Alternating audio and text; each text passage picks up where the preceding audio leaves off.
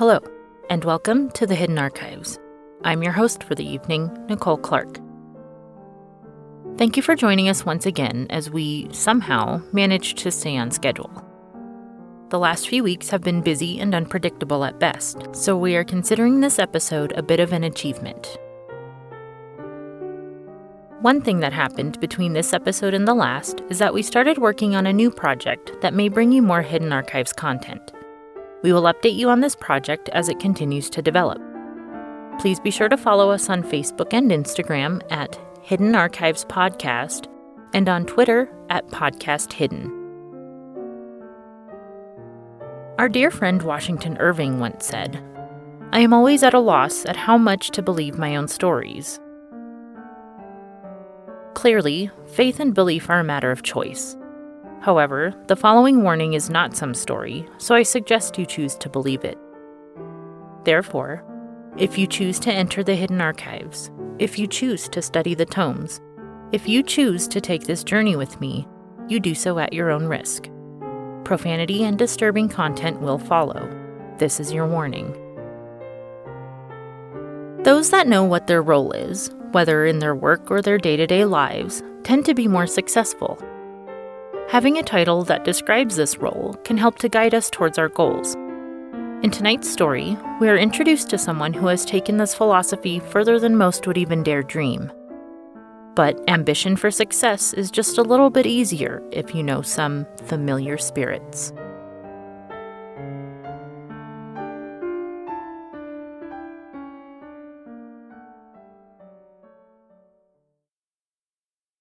Master, I am writing to you because, as you are aware, our mutual pact, our contract, is almost complete.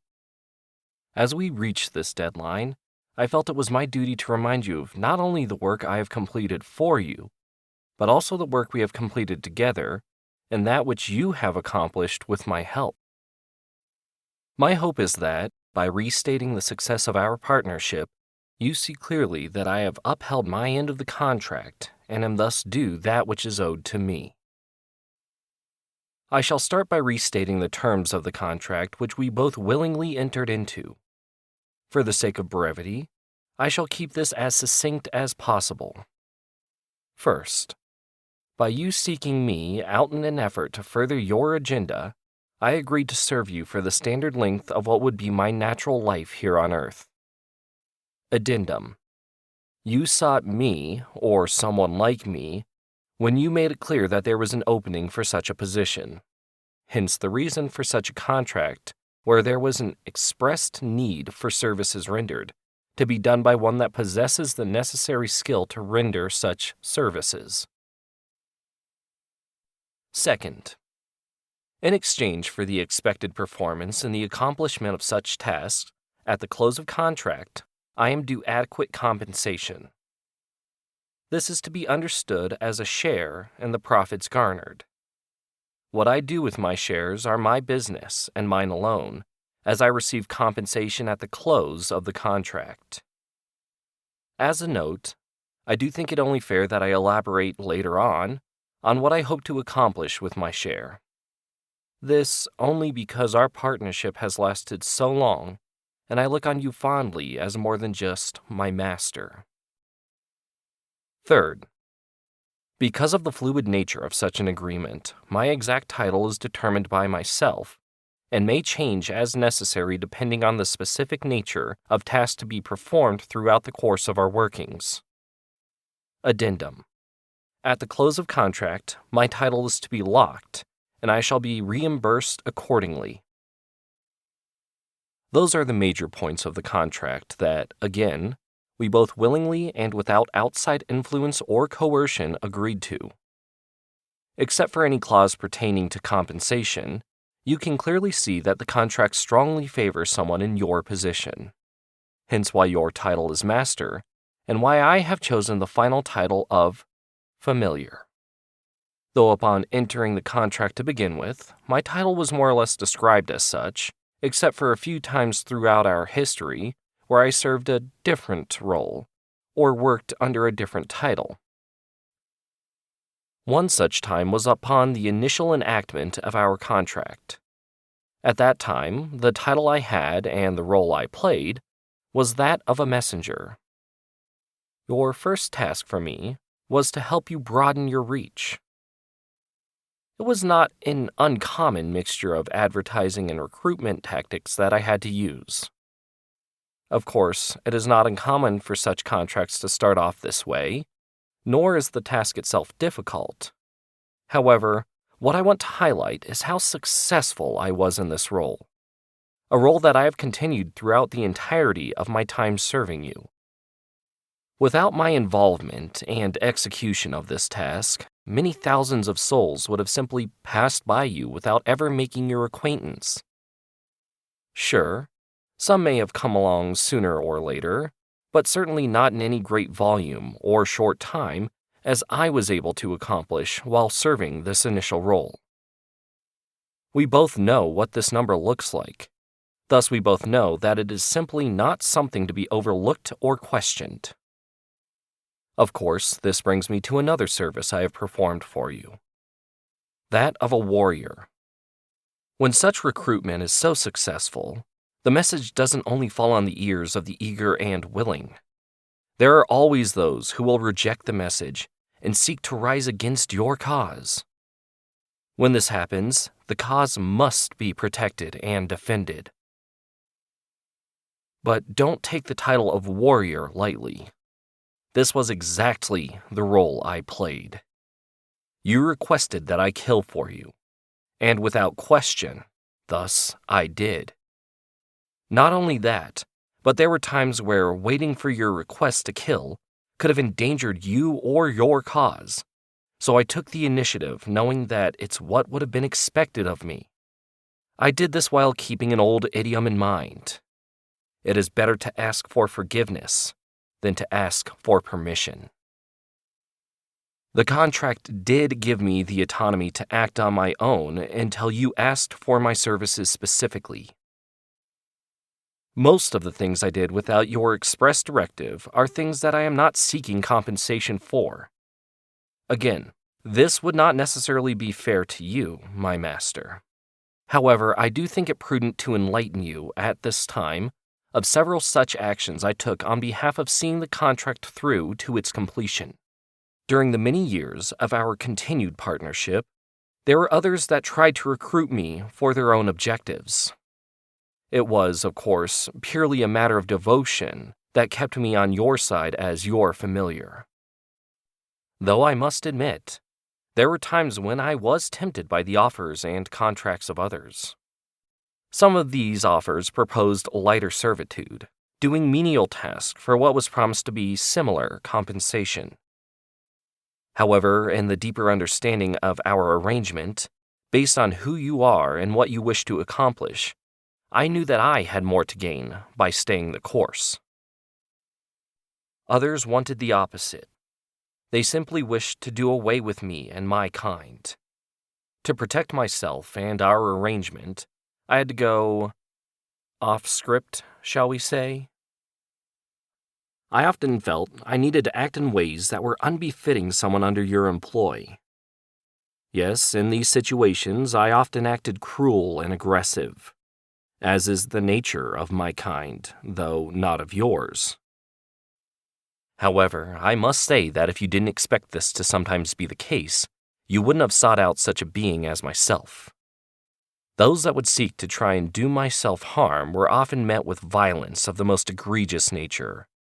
I've torn people apart, limb from limb. I've harmed them in such ways that, assuming they survived, they would never be the same. I felt the blood seeping through my fingers. I've known the sound of breaking bones, the smell of burning flesh, the taste of salt.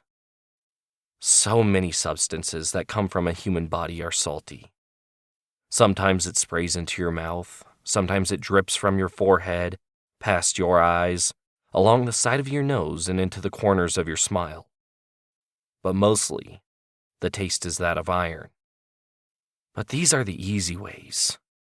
Even if the grit of gray matter isn't so easy to clean from under one's nails. These are self-defense tactics, used in the moment to protect oneself. The hard ways, the preventative measures, are much more subtle. An ice pick through the eye socket and wiggling it around to scramble someone's brain is easy. But reaching in and manipulating someone's mind is challenging. You have to make them believe that it comes from them, from their own head, and not from the subtle touch of your fingers upon their psyche. Honestly, I'm so familiar with gaslighting that I could have closed our contract and started a business illuminating the streets of Victorian England. But I digress. Again, these few previous examples are simply to illustrate that even when I wasn't directly following your instruction, I was still committed to seeing our contract through. One major reason I don't seek reimbursement for such activities is because I felt so much joy in seeing them through. That should illustrate the level of my devotion, that I found joy in performing my duties, whether or not they were actually sanctioned or directed by one such as yourself. I do believe it's time I draw attention to the role I found myself fulfilling most often. That is the role of your advisor. You wouldn't have sought me out to begin with if there weren't things I knew, things I could do that you couldn't, either because you didn't have the will, way, means, or time. Why else does anyone seek help? Why else would anyone seek counsel? Simply put, I was there because you needed me. I was there because I knew things you didn't. Every time I answered a question with an answer that was satisfactory to you, whether you knew the answer already or not, was a time when I earned my position. Every time was one where I earned my compensation. Even if this happened just a single time, I validated my position. And if it never happened, then you could have, and I imagine would have, terminated the contract long ago. But here I remain. Alas, I am reminded of another insightful idiom. Don't summon what you can't banish. Or better yet, don't summon what you aren't willing to banish. Sure, everyone is replaceable and any contract can be nullified. But I would like to remind you that we have reached the end, the completion of our contract. It has been fulfilled, and it was a choice you made to allow me and yourself to arrive at this point. Therefore, compensation must be rendered, in spite of any misgivings or new information that has been brought to the table. In other words, no matter how you feel about me or my actions at this point, it is your obligation to give me that which is owed to me, seeing as the term of my employ has reached a point of satisfaction. Therefore, let me remind you of one of the final titles I had before the term familiar was locked in. To you, for many years, and to many that called you father, I was known as minister. O Lord my God, I have remained your faithful servant for so many years. Ever since you called my name, I've been devoted to you and you alone. Through wars in your holy land, through the trials of my faith, upon meeting the godless and heretics head on, my faith and devotion to you has never wavered. So many people have walked through the doors of your chapel, drawn by my charisma and knowledge. They have all listened. Most have become devotees themselves, and many have sought my counsel, desired so greatly that I bring them your knowledge and enlightenment. Few that have seen my face and heard my message have strayed from the path. It was this complete devotion of me, a simple man, that you requested. To believe, to spread the word, to do your works in your name. And you know that I have done so diligently and with an unmatched fervor. I never doubted, never questioned, and never faltered in my service to you. Through everything for my entire life, I have heard your voice and obeyed your every command, even when you were silent. I learned your word to better understand how I could serve you. All the while I knew that I would get my due rewards. But for so long, I struggled to understand what this meant. Was it fair that I do all of this, that I am who I am, if I have a self-serving motive? Should it not come from the goodness of my heart, to be a good person? How does that justify the horrors I have caused and the wars that I have fought? But no, that isn't what it's all about.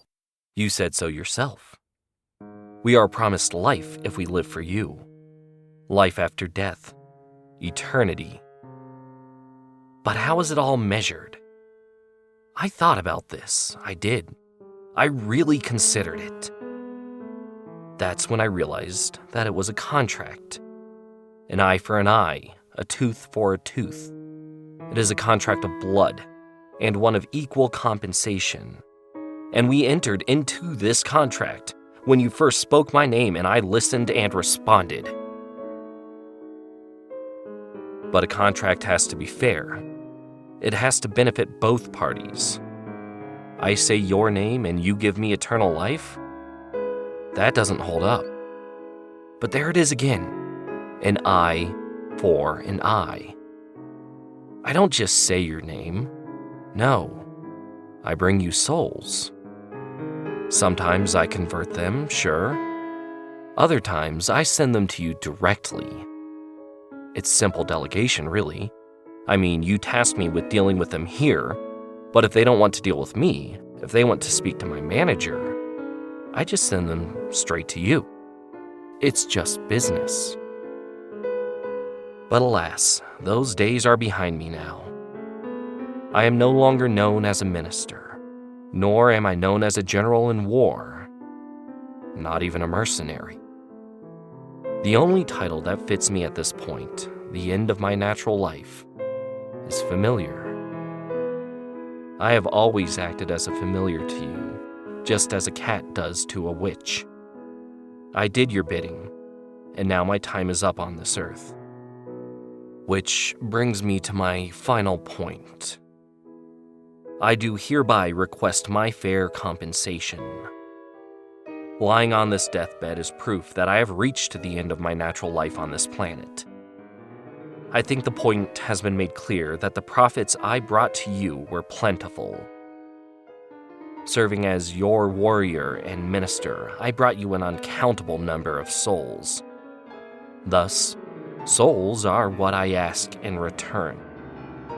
The only way I can be sure that I have been fairly reimbursed with the gift of life is if it is directly given to me before the final closure of our contract, before I die. As promised, I will tell you what I intend to do with my compensation. If my own soul has kept me going this long, then another soul should sustain me for a similar amount of time. And when it has, I request another, and another, and another, until I am satisfied that I have been compensated fairly. Eternal life is what was promised, after all. But it is not for you to decide how I spend it. Kind regards, your familiar.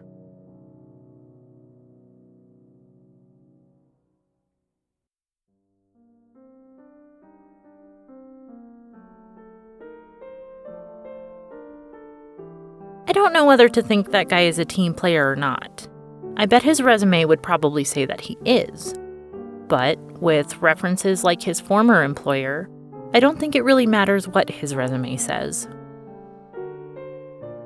Thank you again for joining us in exploring the archives.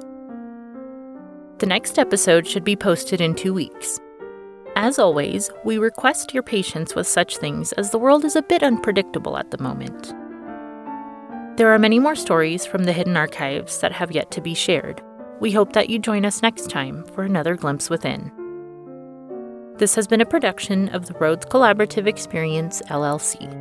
Please no reproduction, duplication, or bastardization of any content without written consent from RCX or its partners. Ex animo, ex tempus, in archivum.